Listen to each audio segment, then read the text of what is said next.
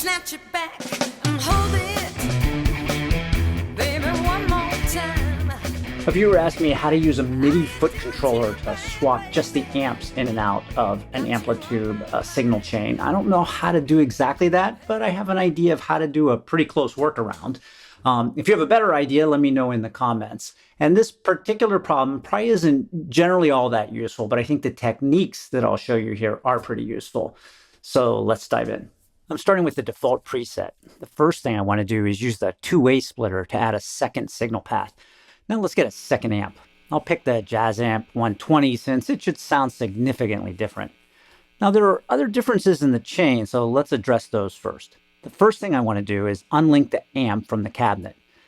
Now I can go to the cabinet I want and right-click and use the Copy Settings context menu to get those settings, and then go up to the other cabinet and use the context menu again, and this time choose Paste Settings.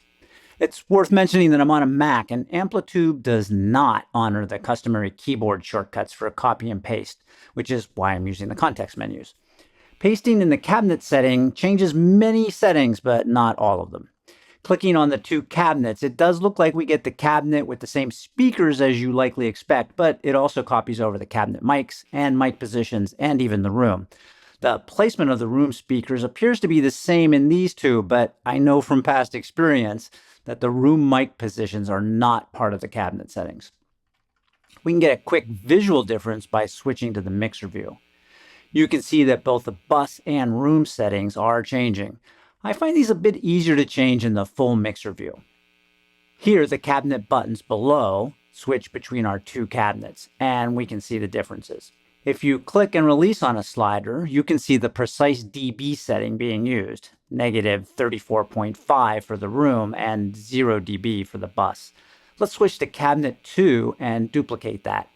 You can drag the slider and practice your fine motor skills, or if your target for the bus is 0 dB, you can just double-click the control. Another method is to click once to show the value, then click in the box itself.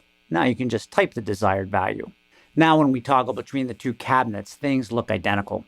Next, we can work on toggling between the two amps. Amplitube, for some reason, doesn't allow us to have MIDI control of the power switches on these two amps, which would be the most straightforward way to toggle them, but we can use a noise gate to mimic that. I'll put one in front of the top path and one in the bottom.